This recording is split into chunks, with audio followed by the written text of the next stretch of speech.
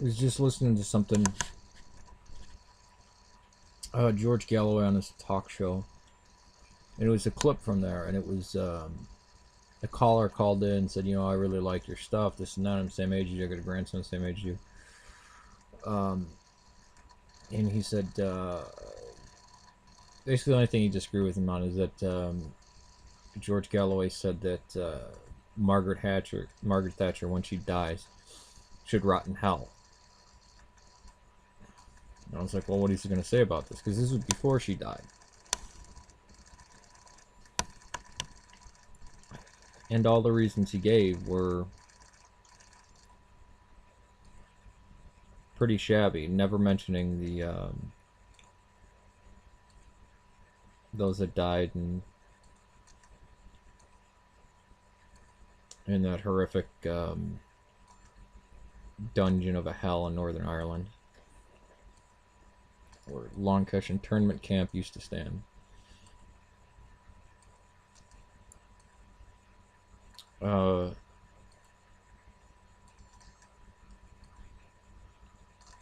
most famous of the 10 that died being Bobby Sands, or her horrid action against the Catholics in Northern Ireland.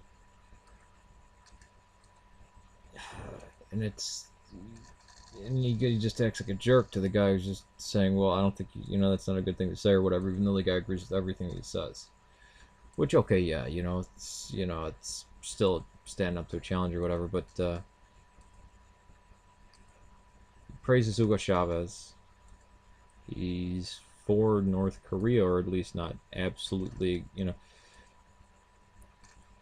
he supports Iran, I think, for the wrong reasons. I mean, I think I'm very much dig, I don't dig Iran. I think the Islamic Revolution is a bad idea there, but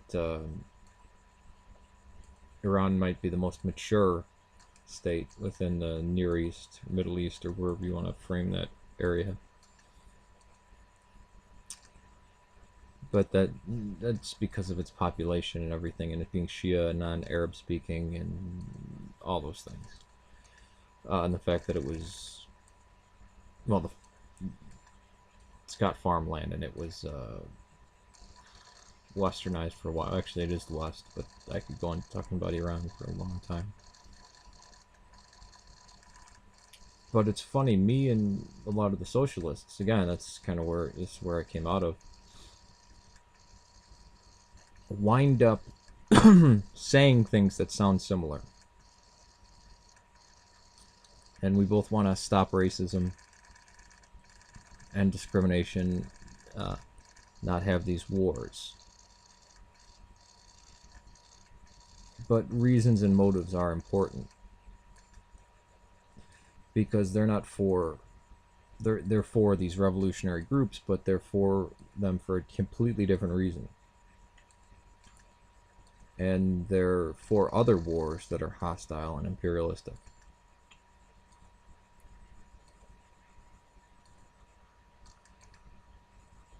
And when I talk about nationalism and people living in their own land, according to their own culture, speaking their own language, I am not saying that as opposing Mexican immigration. I think I've made myself excessively clear on the issue of immigration from Mexico and, well, anywhere to the United States. I'm mostly referring to Ireland and the northern occupied 6 counties. I mean, enslavement, even if it's a very gentle, nice enslavement where you're better, you're probably living a more comfortable life as a slave, it's still enslavement. And people born into that should be liberated. Even if they're, I mean, there were people in the, I mean, as crazy as this was, there were, well, I don't even have to go into that. There were slaves in the past that thought that's where they should be. Whether because that's where they thought the gods had placed them or whatever.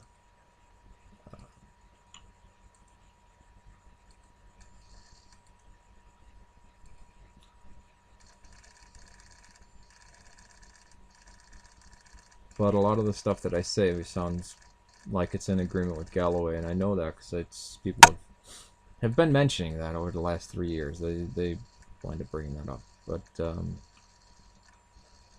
no, not in agreement with him. I'm not politically 100% in agreement with Hitchens either. You know, when Galloway says stuff supporting Palestine, I agree with him on that point. When Hitchens says the Kurds should have their own land, I agree with him on that point. But then, of course, they go off on these things, and it's like, what on earth are you, you know? The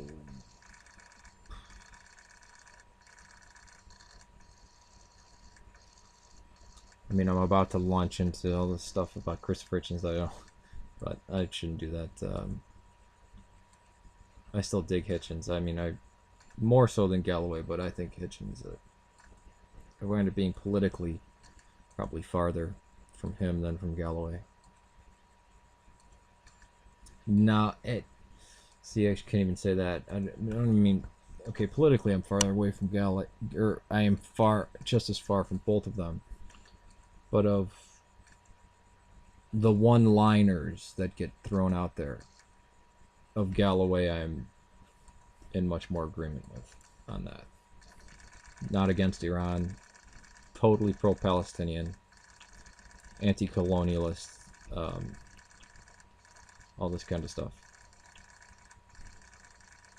But but even in the stuff he says about Iraq and Afghanistan, it's sickening. But I guess I have a different perspective than he does. Just like when that soldier wound up killing the 16 people, I believe it was in Afghanistan. I thought he should have gotten some treatment and never spent a day in jail. That was the United States Army's fault. That was their bad. Not that guy's. That guy was begging not to be deployed again. He was deployed too many times. And I have seen people who have had too much of war. And you don't blame them.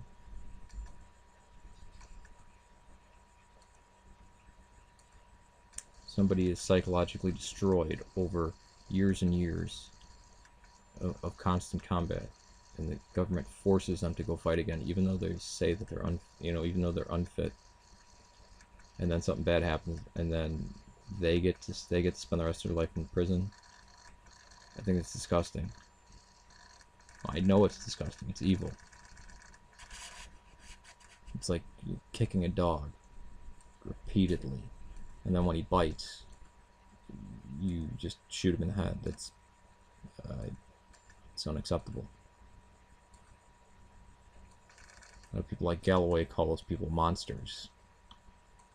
And it seems like false compassion, because it's not realizing that that all the people are victims there.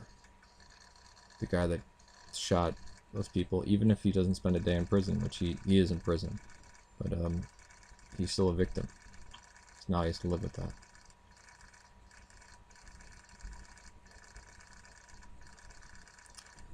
Alright, I just wanted to clarify that, or bring that up, and then I guess clarify some of those issues. Take it easy.